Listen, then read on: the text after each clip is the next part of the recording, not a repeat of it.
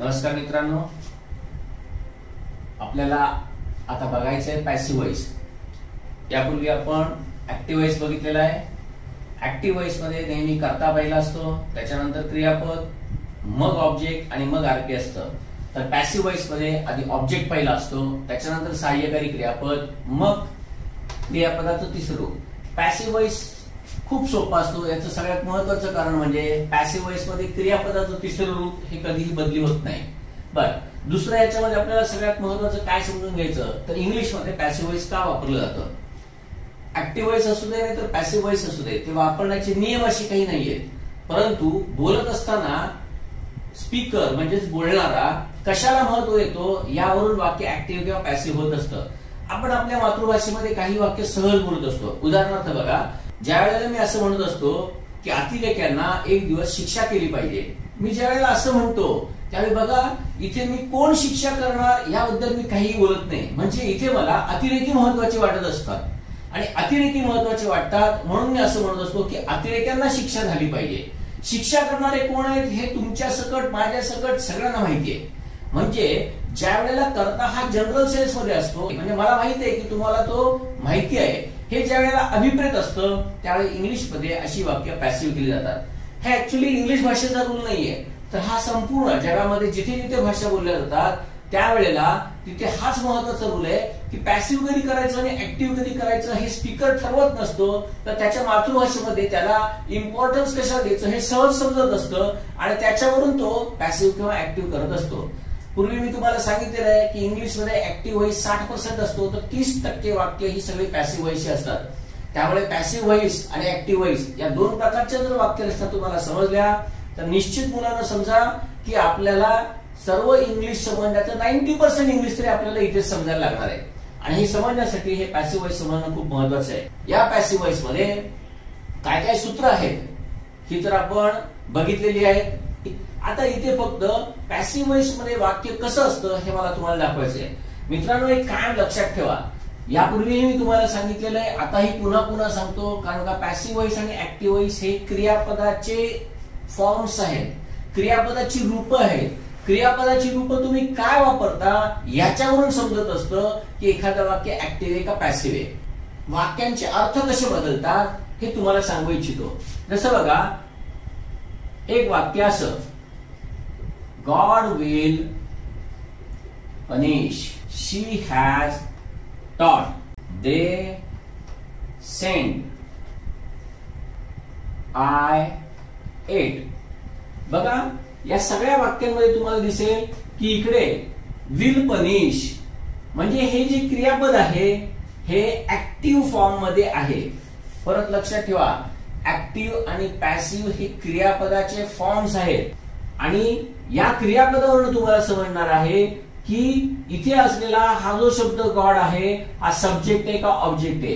ज्या वेळेला तुम्ही हे बघता त्याच वेळी तुम्हाला हे समजतं की हे ऍक्टिव्ह वॉइसचं वाक्य आहे, म्हणजेच हा सब्जेक्टच असणार। आणि हे ज्या वेळेला तुम्हाला समजतं त्यावेळी तुम्हाला या वाक्याचा अर्थ समजेल। म्हणजे जसं गॉड विल पनिश याचा अर्थ लगेच मग तुम्हाला समजतो की देव शिक्षा करेल। म्हणजे हे तुम्हाला एकदा समजलं की तुम्हाला बघा, शिक्षा करणे हे क्रियापद आहे आणि शिक्षा करणारा देव आहे। जे इंग्लिश मध्ये आहे तेच मराठीमध्ये पण आहे, कारण का शेवटी फक्त भाषा भिन्न आहे, बाकी अभिव्यक्ती तर सेमच आहे। इथे पण तुम्हाला दिसेल बघा की हॅज टॉट हे जे क्रियापदाचं रूप आहे, हॅज आणि टॉट हे परफेक्ट प्रेझेंट ऍक्टिव्ह वॉइस मध्ये असतं। म्हणजे इथे हे क्रियापद ऍक्टिव्ह वॉइस मध्ये, ज्या वेळेला क्रियापद ऍक्टिव्ह वॉइस मध्ये असतं त्यावेळेला इथे जे काही शब्द, जो काही इथे शब्द असेल हा नेहमी सब्जेक्टच असणार। का? कारण का हे ऍक्टिव्ह फॉर्म मध्ये। त्यामुळे याचा अर्थ काय होतो बघा, याचा अर्थ होतो तिने शिकवले आहे।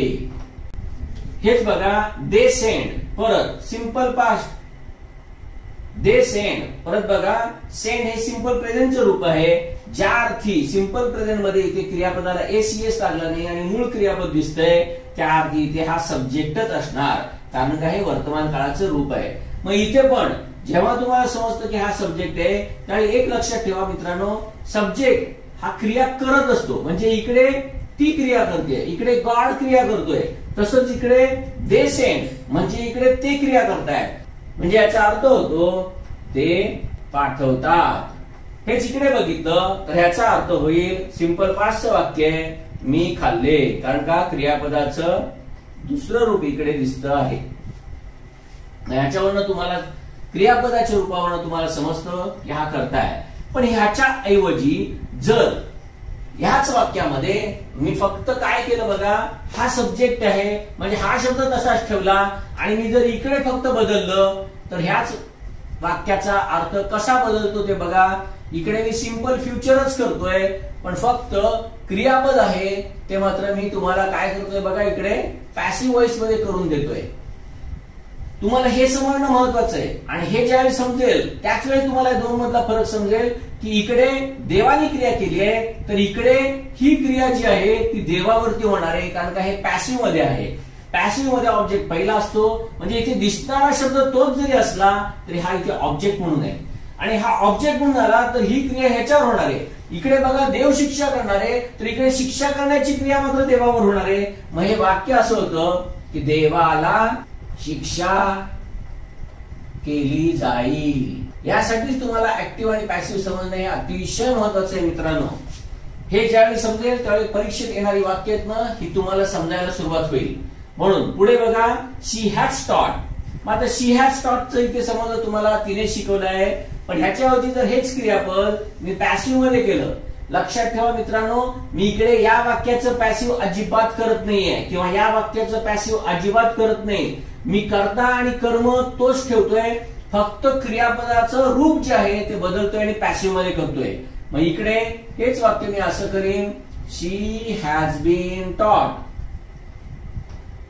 ज्या वेळेला मी क्रियापद तुमचं पॅसिव्ह व्हॉइस मध्ये नेलं त्यावेळेला ही शिकवण्याची क्रिया आहे ती तिच्यावरती होणार आहे आणि ज्यावेळी ती तिच्यावरती होणार आहे त्यावेळेला याच वाक्याचा अर्थ बघा काय होतो, तिला शिकवले गेले आहे.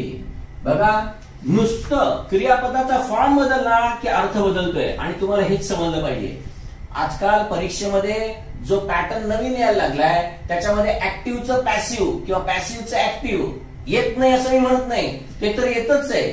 पण त्याच्याबरोबर आता नवीन जो प्रकार यायला लागलाय त्या नवीन येणाऱ्या प्रकारामध्ये ना तुम्हाला नुसतं एखादं वाक्य दिलं जात आहे आणि ते वाक्य तुम्हाला करेक्ट आहे का इनकरेक्ट हे बघायचंय आणि अशा वेळेला तुम्हाला त्या वाक्यांचा अर्थ समजणं हे अतिशय महत्वाचं असतं. पुढचं वाक्य बघूया आपण. इकडे बघा ह्याच्याऐवजी फक्त जर हे असं लिहिलं दे आर सेंट एवढं जर केलं तर याच वाक्याचा अर्थ बदलला आणि अर्थ होतो की त्यांना पाठवले जाते.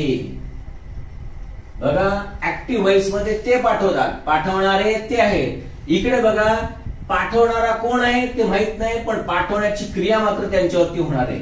या ऍक्टिव्ह आणि पॅसिव्ह मध्ये तुम्हाला हेच समजलं पाहिजे. इथे बघा आय एट मी खाल्ले, पण ह्याच्या ऐवजी मी जर असं लिहिलं आय वॉज इटन. मित्रांनो हे बघितल्यानंतर मुलांना असं वाटायला लागतं की मी खाल्लं होतं. मी अनेकदा या प्रकारच्या वाक्यांचा अर्थ विचारलेला आहे.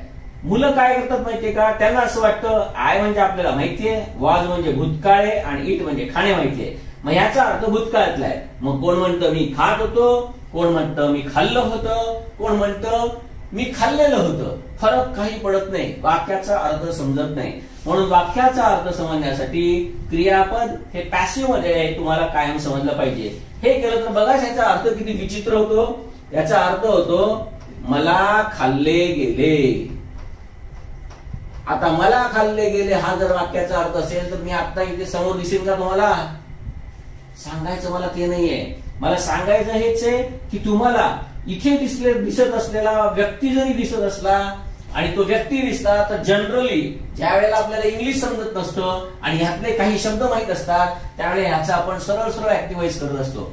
कारण का आपल्याला ही क्रियापदाची रूपच माहित नसतात की ते ऍक्टिव्ह आहे का पॅसिव्ह आहे आणि त्याच्यामुळे सगळ्यात मोठा घोळ असतो. आणि हे सगळं जाण्यासाठी मी तुम्हाला आता पॅसिव्हचं एक वाक्य चालवून दाखवणार आहे आणि त्याचप्रमाणे नंतर तुम्हाला काही वाक्य देणार आहेत. ती वाक्य तुम्हाला करायची आहेत. ती वाक्य ज्यावेळी तुम्ही कराल त्यावेळी तुम्हाला ऍक्टिव्ह आणि पॅसिव्ह या दोन्हीचा फरक समजायला लागेल. पॅसिव्ह वॉइसच्या वाक्यांची सुरुवात करत असताना बघा इकडे मी मुद्दामून सूत्र दिलेली आहेत. ही सूत्र तुम्हाला सगळ्यांना माहिती आहेत, नसतील तर पाठ करा. सांगायचं फक्त एवढंच आहे की या वाक्यांचा अर्थ कसा होत असतो ते आपल्याला समजणं खूप महत्वाचं आहे. त्यासाठी मी इथे मुद्दामून एक वाक्य घेतलंय आणि त्या वाक्यात मी तुम्हाला समजून देणार आहे. ही असल्यामुळे इकडे इज येणार, ही इज टोल्ड झालं. थोडक्यात इथे हे क्रियापद पॅसिव्ह मध्ये आहे, म्हणजे ही सांगण्याची क्रिया त्याच्यावरती होणार आहे. त्यामुळे या वाक्याचा अर्थ बघा काय होतो, तर त्याला सांगितले जाते. बघा त्याला सांगितले आणि हे जाते. तसंच मग आता पास्ट जर करायचं असेल तर इकडे ही वॉज टोल्ड म्हणजे भूतकाळ झालेला आहे. मग याचा अर्थ होणार आहे त्याला सांगितले गेले. थोडक्यात दिसताना हा ही दिसतोय, पण हा ही दिसलाय म्हणून तो करता असला पाहिजे या भ्रमामध्ये राहायचं नाही. क्रियापदाचे रूप कुठली वापरली गेली आहेत याच्यावरून तुम्हाला ते समजणार आहे. ही विल बी टोल्ड अर्थ होईल त्याला सांगितले जाईल. तेच पुढे जर बघितलं, ही इज बीइंग टोल्ड त्याला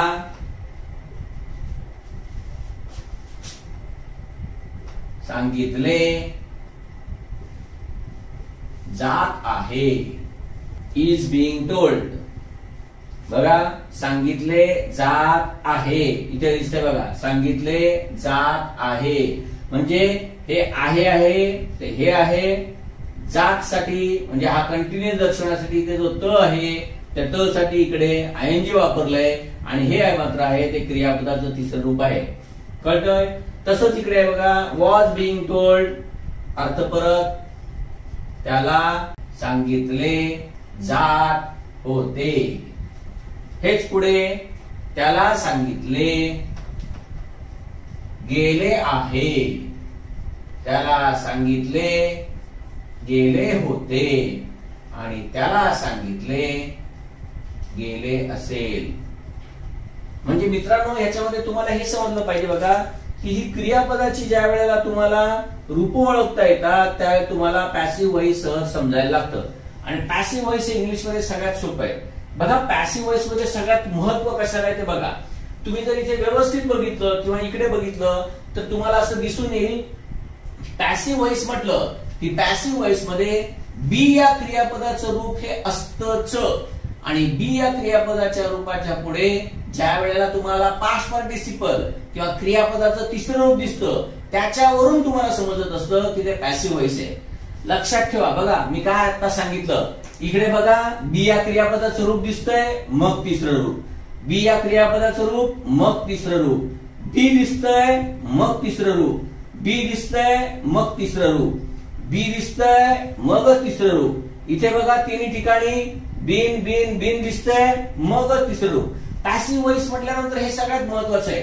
मित्रांनो परीक्षेमध्ये अलीकडे काही वेगवेगळे प्रकार वापरायला लागले. हे आपण नंतर ऍक्टिव्ह आणि पॅसिव्ह शिकत असताना तुम्हाला हे सगळं ओळखायचं कसं, करेक्ट काय इनकरेक्ट काय याच्या मी काही थोडे आयडिया देणार आहे. पण सगळ्यात लक्षात ठेवा आयडिया महत्वाच्या नाहीत, नियम समजणं महत्वाचं आहे. नियम समजलं की तुम्हाला हे सहज समजत येईल. सगळ्यात महत्वाचं म्हणजे हे जे आहे ते बीच्या रूपाच्या नंतर तिसरं रूप असतं. मग काय दर्शवण्यासाठी तिकडे कदाचित शालविल पण येईल किंवा हॅव पण येईल, पण त्याच्यानंतर बी हे इथलं सगळ्यात महत्वाचं रूप असतं. एवढं एकदा समजलं ना की पॅसिव्ह वॉइस खूप सोपं आहे. कळतंय? तर अशा प्रकारे इकडे पॅसिव्ह वॉइस केलं जातं.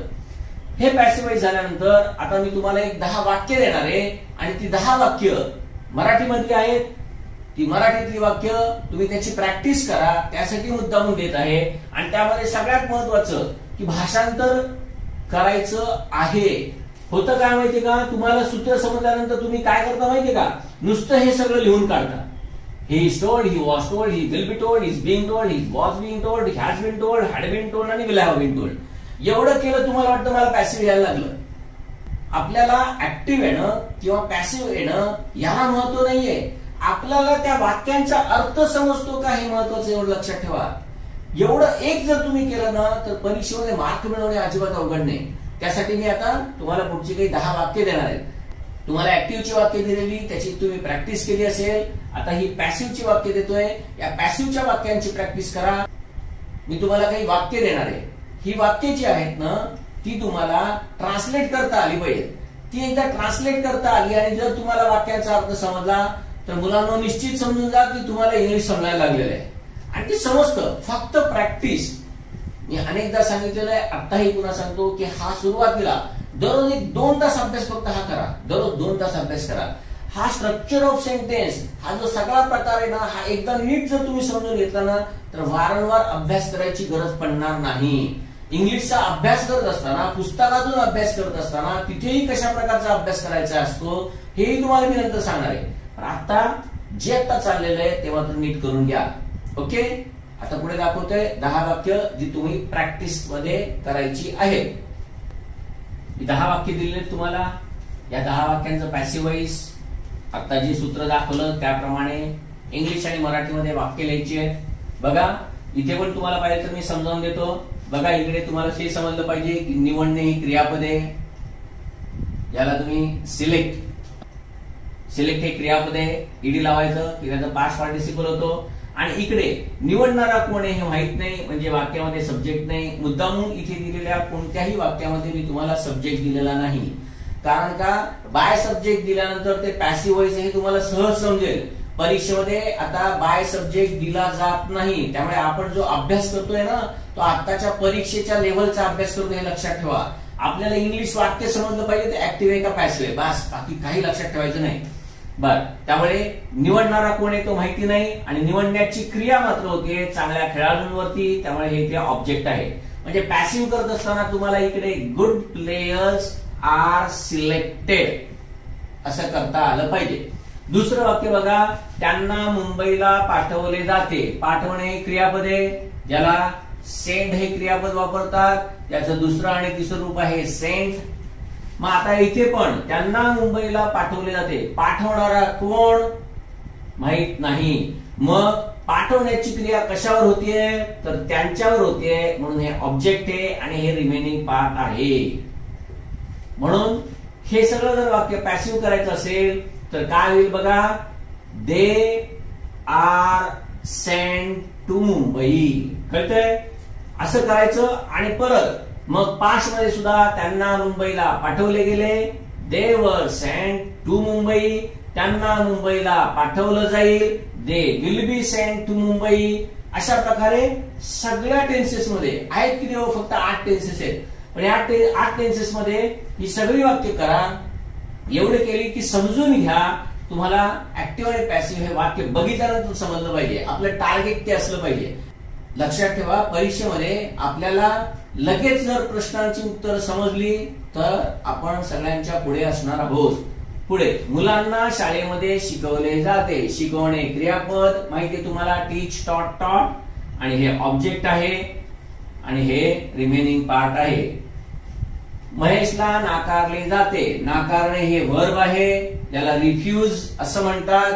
आणि नाकारण्याची क्रिया कोण करते हे समजत नाही. नाकारणारा माहित नाही म्हणजे इथेही सब्जेक्ट नाही. अर्थात इथे कुठल्याही वाक्यामध्ये मी मुद्दामून सब्जेक्ट दिलेला नाहीये कारण का आपण इथे ऍक्टिव्हचं पॅसिव्ह करत नाही आहोत हे लक्षात ठेवा. त्यामुळे नाकारण्याची क्रिया होणार आहे महेशवरती. त्यामुळे इथे महेश ऑब्जेक्ट आहे. वाहतुकीच्या नियमांचे पालन केले जात नाही. पालन करणे हे क्रियापद आहे आणि वाहतुकीचे नियम हे ऑब्जेक्ट आहे. इकडे तुम्ही ओबे घ्या नाहीतर फॉलो घ्या, काही पण चालणार आहे. पुढच्या वाक्यामध्ये बाजारात भाज्या विकल्या जातात. लक्षात ठेवा इकडे हे ऑब्जेक्ट नसून हे आरपी आहे.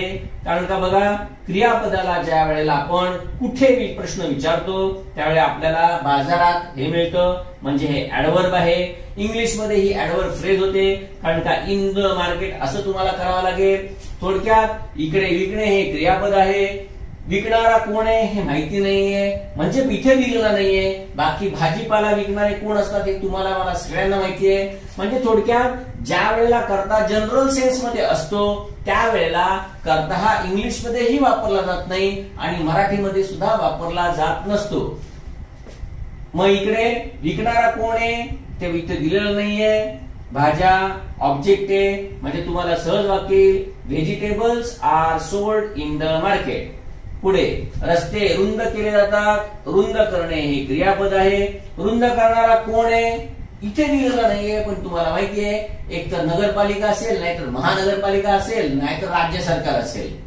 थोडक्यात रुंद करणारा माहित नाही आणि रुंद करण्याची क्रिया याच्यावरती होतीये. याला तुम्हाला वायडन हे क्रियापद वापरता येईल. पुढचं बघा, हे म्हटलं जातं किंवा असं म्हटलं जातं. म्हणणे हे क्रियापद आहे आणि काय म्हटलं जातं ते इथे दिसतंय. म्हणणारा कोण आहे हे समजत नाही. आजकाल वर्तमानपत्र वाचले जात नाही. बघा, वाचणे ही क्रिया आहे.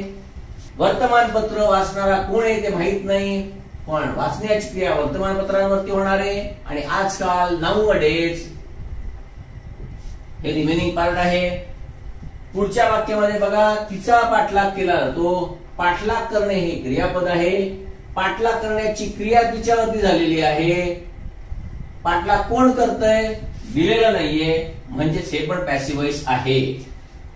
एवढ्या ह्याच्यामध्ये तुम्हाला समजेल की अशा प्रकारची वाक्य केली ना तर तुम्हाला हे समजून येईल की पॅसिव्ह वॉइस खूप सोपं आहे.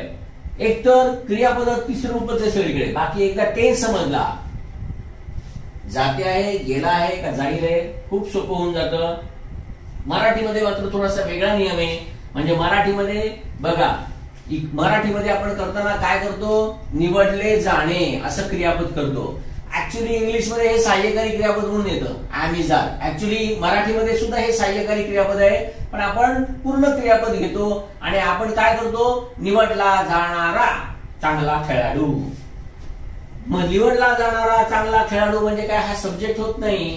थोडक्यात मला सांगायचं एवढंच आहे, इंग्लिश ग्रामरमध्ये आणि मराठी ग्रामरमध्ये इथे थोडासा फरक झालेला आहे. तर एवढा फक्त समजून घ्या. नाही समजून घेतला तरी चालेल. आपल्याला इंग्लिश वाक्यांचा अर्थ समजणं हे सगळ्यात जास्त महत्वाचं आहे. ठीक आहे, पुढचं बघू. ज्या वेळेला स्पॉट द एररला कुठलंही वाक्य दिलं जातं त्यावेळेला तुम्हाला हे समजलं पाहिजे की या वाक्याचा अर्थ काय आहे. आणि ज्या वेळेला तुम्हाला वाक्याचा अर्थ समजतो त्याच वेळेला तुम्हाला समजेल की या वाक्यांचा अर्थ आहे तो चुकीचा आहे. आणि तो चुकीचा अर्थ हे कधी समजेल, ज्यावेळी तुम्हाला समजेल की इथे क्रियापद ऍक्टिव्हच आहे आणि ते ऍक्टिव्हचं क्रियापद तुम्हाला सांगेल की पोलीस हा कर्ता आहे. मग तुम्हाला समजेल की या वाक्याचा खरा अर्थ असा होतोय की पोलिसांनी शूट ॲट साईटची ऑर्डर दिली आहे. आणि आपल्याला माहितीये की पोलीस कधीही शूट ॲट साईटची ऑर्डर देऊ शकत नाहीत. उलट पोलिसांना शूट ॲट साईटची ऑर्डर दिली जात असते. देणारा गृहमंत्री असतो किंवा त्यांचा कोण तो डीजी बीजी काय असेल तो असतो. थोडक्यात आपल्याला इकडे हे समजलं पाहिजे की पोलिसांना ही ऑर्डर दिली गेली आहे. मग त्यावेळेला तुम्हाला हे ऍक्टिव्हचं क्रियापद आहे ते पॅसिव्ह मध्ये करावं लागतं आणि ते असं करायला लागतं. म्हणून म्हटलं मित्रांनो की तुम्ही काय करता माहितीये का, अभ्यास करत असताना तुम्हाला सांगितलं ना आता ऍक्टिव्हची प्रॅक्टिस करा, तर अनेकांनी किती जणांनी केली आहे किती जणांनी नाही केली आहे मला काही माहित नसेल, काही माहित नाही. परंतु अनेक जणांनी काय केलं असेल माहितीये का, जर प्रॅक्टिस केली असेल तर फक्त इंग्लिश मध्ये सगळी वाक्य लिहिली असतील. लक्षात ठेवा मित्रांनो, इंग्लिश लिहायला काडी मात्र ही अक्कल लागत नाही. इंग्लिश सगळं वाचायला काडी मात्र ही अक्कल लागत नाही.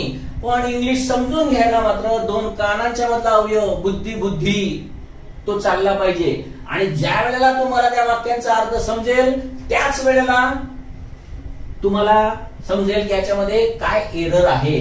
नुसतं करेक्ट इनकरेक्टला सेंटेन्स दिलं की आपण करतो काय माहितीये का, नुसतं वाक्याकडे बघत राहतो. काय बघा, The price of the product is depending on its demand. आता ह्याच्यामध्ये काय चूक आहे मला तर काय दिसतच नाही, कारण का इथच्या नंतर डिपेंडिंग आहे. थोडक्यात हे वाक्य बरोबर आहे. ओके, मग दुसरं काय, तर the price of the product is depended on it's demand. ह्याच्यामध्ये पण काही प्रॉब्लेम नाहीये. इथच्या पुढे जसं आयएनजी चालू शकतं तसं इथच्या पुढे तिसरं रूप पण चालू शकतं. फक्त पॅसिव्ह मध्ये केलंय, मग ह्यात काय प्रॉब्लेम आहे, ह्यात पण काही प्रॉब्लेम नाही. खालचं वाक्य बघता म्हणजे तुम्हाला हे पण बरोबर वाटलं हे पण बरोबर वाटलं. खालचं वाक्य बघता, the price of the product depends on it's demand.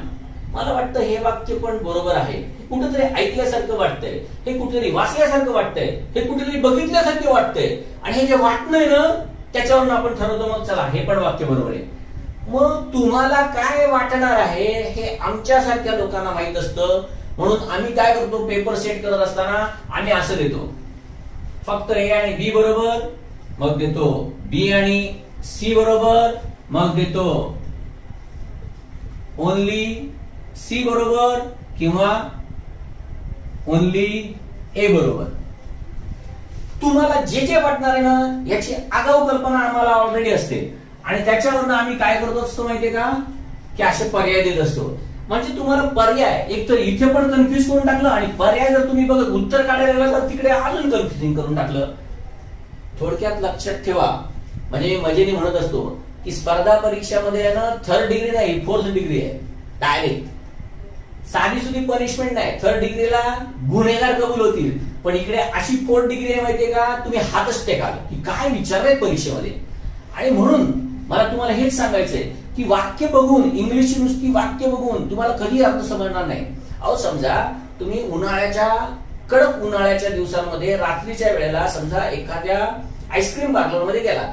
आता तिकडे वरती बाजूला आजूबाजूला सगळीकडे असे आईस्क्रीमचे वेगवेगळे मस्तपैकी असे छान असे फोटो काढलेले असतात आणि ते असे मुद्दामून दाखवलेले असतात. मग ती लहान मुलं असतात ना, ती बघून म्हणतात नाही नाही मी हे खाणार. तो म्हणतो, एक म्हणतो मी हे खाणार, एक म्हणतो नाही मी हे खाणार, एक म्हणतो नाही मला आता आज वेगळं पाहिजे मी दुसरं खाणार. बघा हे सगळे जे फोटो आहेत ना हे बघून तोंडाला पाणी नक्कीच सुटेल. म्हणजे हे पाणी जरी सुटलं तरी त्याने आईस्क्रीमची तुम्ही चव चाकली असं होईल का? अजिबात नाही होणार आहे. नेमकं तेच मला तुम्हाला सांगायचंय. तुम्ही काय करता माहितीये का, हे जे वाक्य आहेत ना या वाक्यांकडे फक्त बघत राहता. मी मुद्दामून खास तुम्हाला बोलतोय असं नाहीये, एकूणच स्पर्धा परीक्षेमधली जेवढी म्हणून मराठी मीडियम मधून शिकलेली मुलं आहेत ना, ह्या सगळ्यांचा हा प्रॉब्लेम आहे. परत मीडियमचा काही संबंध नाहीये, मराठी मीडियम असू दे नाहीतर इंग्लिश मीडियम असू दे, तुम्हाला वाक्यांचा अर्थ समजणं हे महत्वाचं आहे. आणि ज्यावेळी तुम्ही हे असं बघता ना त्यावेळी मग तुम्हाला वाटतं की नाही नाही ह्या वाक्यामध्ये काही चूक दिसत नाही, अरे पण इथे तर हे दिलंय, मला तर तिन्ही बरोबर वाटवते, मग आता करायचं काय. नंतर दुसरं आणि ओनली सी पण दिलंय, मग हे करूया का ओनली हे करूया, हे पण तर मला बरोबर वाटतंय आणि हे पण बरोबर वाटतंय.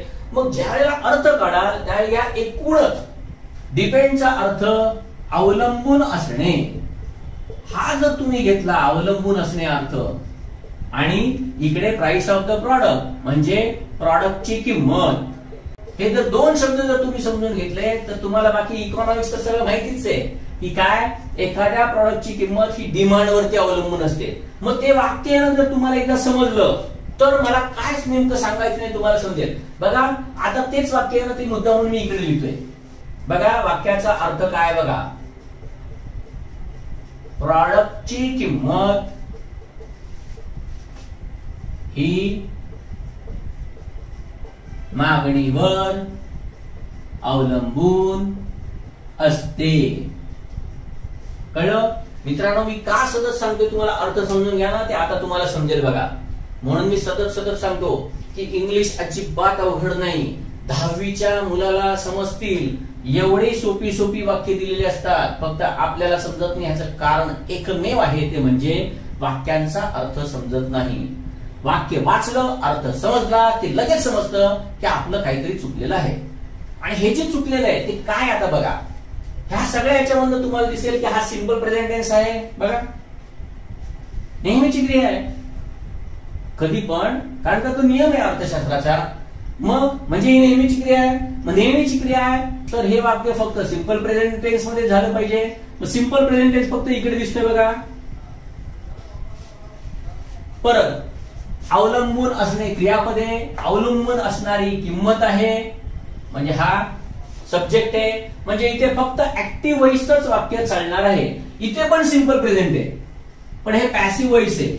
आणि आपल्याला बघा शिकवलेलं आहे ज्या वाक्यामध्ये कर्ता असतो ते ऍक्टिव्ह व्हॉइस असतं. म्हणजे सिंपल प्रेझेंटची दोन पर्याय इथे दिलेले आहेत, पण या दोन पर्यायांमधलं नेमकं कुठलं हे पर्याय बरोबर आहे ते तुम्हाला समजलं पाहिजे. बर हे का नाही वापरता येत, कारण का हे कंटिन्युअस प्रेझेंट आहे आणि हा इथे दिसताना सिंपल प्रेझेंट आहे. अवलंबून असणे हे क्रियापद कंटिन्युअस प्रेझेंट मध्ये चालू शकत नाही. थोडक्यात सांगायचं काय, वाक्याचा अर्थ समजून घ्या मित्रांनो. अर्थ समजला ना तर तुम्ही निम्मी लढाई जिंकलेली आहे, मग ती परीक्षा कोणतीही असू दे. आता खालचं वाक्य बघूया. थोडक्यात याचं उत्तर तर तुम्हाला समजलं की फक्त हे बरोबर आहे, म्हणजे ओनली सी हेच फक्त उत्तर येणार आहे. आता हे वाक्य परीक्षेमध्ये सगळ्यात सुरुवातीला हे ज्या वेळेला वाक्य आलं त्यावेळेला या वाक्यामध्ये परीक्षकांनी पहिल्यांदा ज्या वेळेला, कारण का हा प्रश्न दोनदा परीक्षेमध्ये येऊन गेला, पहिल्यांदा ज्या वेळेला परीक्षकांनी प्रश्न विचारला त्यावेळी परीक्षकांनी फक्त एवढंच विचारलं की ह्याच्यामधलं ऍक्टिव्ह व्हॉइसचं वाक्य कोणतं. Which of the following is a sentence in active voice. तुम्हाला लगेच समजेल, जर सूत्र माहित असेल तरी बाबा फक्त एवढं एकच आहे. आता दुसऱ्या परीक्षेमध्ये ज्या वेळेला परीक्षा म्हणजे पेपर सेटर ज्या वेळेला परीक्षेमध्ये प्रश्न टाकायला गेला त्यावेळेला त्यांनी मागच्या प्रश्नपत्रिकेतलं हे वाक्य बघितलं आणि बघितल्यानंतर त्यांनी त्याच्या डोक्याने त्याचं एक नवीन पर्याय तयार केले आणि ते पर्याय ते हे दिले. आणि ह्याच्यामध्ये त्यांनी ऍक्टिव्ह व्हॉइस नाही विचारला, ह्याच्यामध्ये फक्त त्यांनी फरक काय केला ते बघा. Which of the following is are correct sentences. याच्यामधली करेक्ट सेंटेन्सेस कुठली, आणि ती ज्या वेळेला त्यांनी विचारलं की करेक्ट सेंटेन्सेस कुठली त्यावेळेला मग मात्र उत्तर अनेकांचं चुकलं, अनेकांचं. त्यांना हेच समजेना की ह्याच्यामध्ये बरोबर आणि चूक काय, प्रॉब्लेम काय आहे. आता बघा, ज्या वेळेला तुम्हाला वाक्य समजेल, त्या वाक्याचा अर्थ समजेल, त्यावेळी पटकन उत्तर कशी मिळतात ते बघा. उदाहरणार्थ या वाक्याचा अर्थ असा होतो, थोडक्यात एकच कुठला तरी घेऊया आपण, तर इकडे हा घेऊया, अपघात झाला. ज्या वेळेला हे वाक्य तुम्हाला समजेल की या सगळ्यांमध्ये सांगायचं काय, तर अपघात झाला. मग तो झाला आहे किंवा झाला होता किंवा काय ते नंतर बघू आपण. कळलं? मेन काय या वाक्यामध्ये विचारायचं असं की अपघात झाला आणि ह्याच्यामधलं आता कुठलं वाक्य बरोबर ओळखायचंय. परत तुम्हाला इथे समजलं पाहिजे की होणे क्रियापद आहे आणि होणारा अपघात आहे म्हणजे हा सब्जेक्ट आहे आणि हा वर्ब आहे. ज्यावेळी तुम्हाला हे समजेल सब्जेक्ट आणि वर्ब आहे, झालं तुम्हाला उत्तर आलं. कारण का की इकडे ऍक्टिव्ह व्हॉइस ओळखायचं आहे आपल्याला. मग ऍक्टिव्ह व्हॉइस ओळखायचं असेल तर तुम्हाला हे वाक्य आधीच समजेल की वॉज हॅपन हे ऍक्टिव्ह व्हॉइस मध्ये कधी येऊ शकत नाही, हे पॅसिव्ह आहे, त्यामुळे हा पर्याय चूक. खालच्या याच्यामध्ये the accident happen active voice आहे, अर्थ अपघात झाला, वाक्य बरोबर. दुसऱ्या वाक्यामध्ये हॅज आणि क्रियापदाचं तिसरं रूप म्हणजे पुन्हा हे पण ऍक्टिव्ह व्हॉइस मध्ये म्हणजे अपघात झाला आहे, हे पण वाक्य बरोबर आहे. पुढे तेच द ऍक्सिडेंट हॅड हॅपन, परत हॅड आणि क्रियापदाचं तिसरं रूप आहे म्हणजे हेही वाक्य बरोबर. म्हणजे पर्याय आता त्या परीक्षकांनी काही का देऊ नका. जर तुम्हाला वाक्यांचा अर्थ समजला ना तर तुम्हाला प्रश्नांची उत्तर अशीच समजायला लागतात. याच्यावरती मी तुम्हाला अजूनही दुसऱ्या प्रकारे स्पष्टीकरण देऊ शकतो.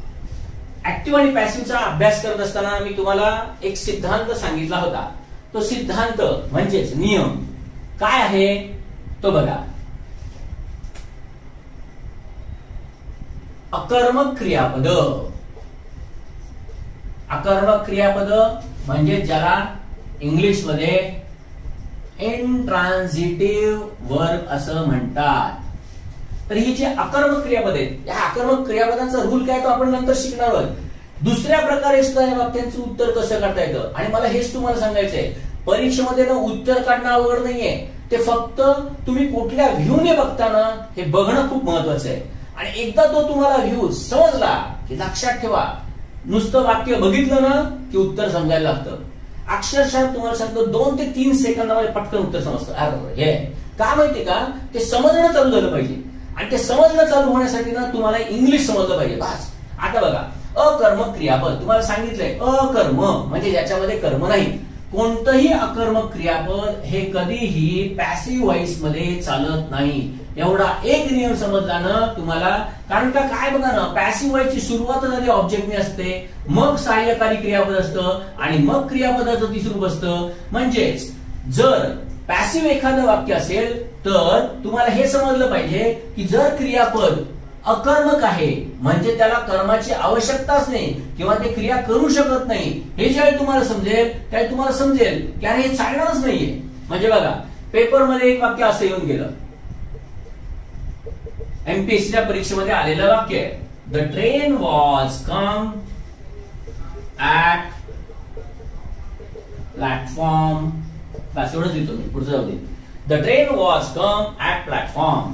अनेकांना कदाचित हे उत्तर आलं पण असेल. कळलं का की वॉचच्या नंतर कम कधी चालत नाही, तिथे आयएनजी पाहिजे. म्हणून तुम्ही बरोबर पण दिलं असेल त्याला, म्हणजे चूक पण दिलं असेल. पण मला तुम्हाला सांगायचं हेच आहे की हे आकर्मक क्रियापद आहे आणि आकर्मक क्रियापद कधी पॅसिव्ह मध्ये चालत नाही, कारण कमचं तिसरं रूप पण कमच होतं, कम केम कम. त्यामुळे इथे हे चालू शकणार नाहीये, म्हणजे वॉटच्या नंतर इथे कम येणं अपेक्षितच नाहीये. मग तुम्ही समजा बर, मग हे तर चालू शकणार नाहीये, हे तर तुम्हाला समजलं. आता समजा ह्याच्या ऐवजी समजा मीच पेपर सेटर आहे, तर मी काय करतो माहितीये का, हे वाक्य मी पूर्वीच्या प्रश्नपत्रिकेत विचारलेलं हे बघतो आणि हे बघितल्यानंतर मी पेपर सेटर असल्यामुळे याच वाक्यामधून तुमचा गोंधळ कसा करायचा हे मी ठरवतो आणि हे पटकन ठरत असतं. आणि हे ठरवायचं असेल तर मी काय करतो माहितीये का, हे तर वाक्य देतोच, कारण मागच्या याच्यामध्ये येऊन गेले. मग दुसरं काय करतो माहितीये का, मी नुसतं असं वाक्य देतो, the train came at platform, आणि तिसरं देतो, the train had been come at platform. आता हे दिल्यानंतर मी याला काय करतो, एबीसी देतो आणि एबीसी दिल्यानंतर मी काय करतो, ए आणि बी बरोबर आहे, फक्त बी बरोबर आहे, बी आणि सी बरोबर आहे आणि ओनली सी बरोबर आहे असं मी देतो. मग हे दिल्यानंतर परत आता तुमचं सगळं हे चालू होतं. आता काय करायचं, परत जर वाक्याचा अर्थ समजला, जर तुम्हाला समजलं की हे आकर्मक क्रियापद आहे कम, हे ज्यावेळी तुम्हाला समजतं त्यावेळी तुम्हाला समजतं की पहिलं वाक्य चूक आहे, कारण का वॉचच्या नंतर कम चालू शकत नाही.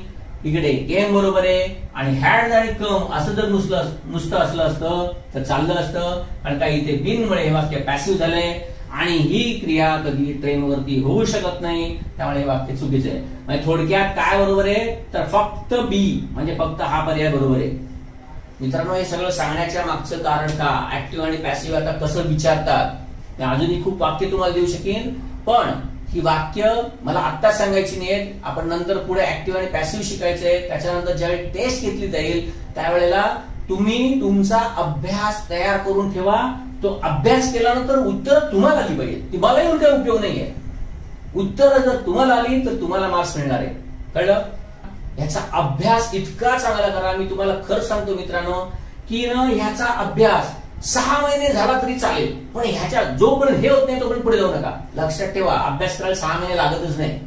संपूर्ण इंग्लिश यायला आणि संपूर्ण इंग्लिश खूप चांगल्या रीतीने समजायला सुद्धा जास्तीत जास्त फक्त 50 ते 60 तास लागतात. 50 ते 60 तास. दररोजचे 2 तास जर तुम्ही दिले ना, तर मी तुम्हाला खरं सांगतो तुम्हाला इंग्लिशच यायला लागेल. हा, एकदा इंग्लिश यायला लागलं ना की मग त्याच्या व्याकरणाचे नियम आहेत ना ते खूप चांगल्या रीतीने समजतात. आणि मग होतं का माहितीये का, परीक्षेमध्ये तो रूल जो आहे ना तो आपल्याशी बोलायला लागतो, कारण का आपल्याला वाक्याचा अर्थ समजलेला असतो आणि तो अर्थ समजल्यानंतर आपल्याला तो रूल तिथे दिसायला लागतो. तो रूल सांगतो की बघ बाबा, माझी इकडे चुकीची उपाययोजना करण्यात आली आहे, आणि हे समजणं खूप महत्वाचं आहे.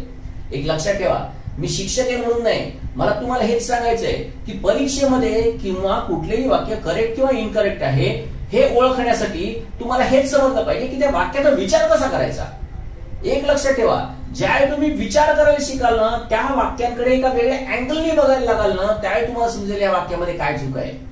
म्हणून मी तुम्हाला सांगितलं, सगळ्यात पहिल्यांदा हे लक्षात ठेवायचं की ज्या अर्थी वाक्य दिले त्या अर्थी काही चूक असणारच. मग ती चूक काय शोधायचा प्रयत्न करा. ज्यावेळी ते कराल ना त्यावेळी हळूहळू तुम्ही उत्तराकडे याल, कळतंय. तर अशा प्रकारे ऍक्टिव्ह आणि पॅसिव्ह हे इतकं महत्वाचं आहे. या वाक्यरचना प्रत्येकाने करून ठेवा. या वाक्यरचनाबरोबर बी आणि हॅव हे ज्या वेळेला मुख्य क्रियापद म्हणून वापरलं जातं त्यावेळी त्याचा अभ्यास कसा करायचा असतो तेही मी तुम्हाला सांगितलंय. त्याच्यामध्ये तर खूप जास्त अवघड काहीच नाहीये, तेवढं करा. एवढं मात्र तुम्हाला आलंच पाहिजे, हे करा. सगळं इंग्लिश सोपं व्हायला लागेल. अभ्यास करा, दररोजचा 2-2 तास अभ्यास करा. मित्र म्हणतो की जोपर्यंत स्ट्रक्चर ऑफ सेंटेन्स समजत नाही ना तोपर्यंत 4-4, 5-5 तास अभ्यास करा. पण हा अभ्यास इतका चांगला करा की तुम्हाला पुढे प्रॉब्लेम येणार नाही. ओके, एवढा अभ्यास करायला लागत नाही हेही सांगतो. समजून घेतलं आणि मी सांगितल्याप्रमाणे प्रॅक्टिस केली ना तर खूप सोपं जात असतं.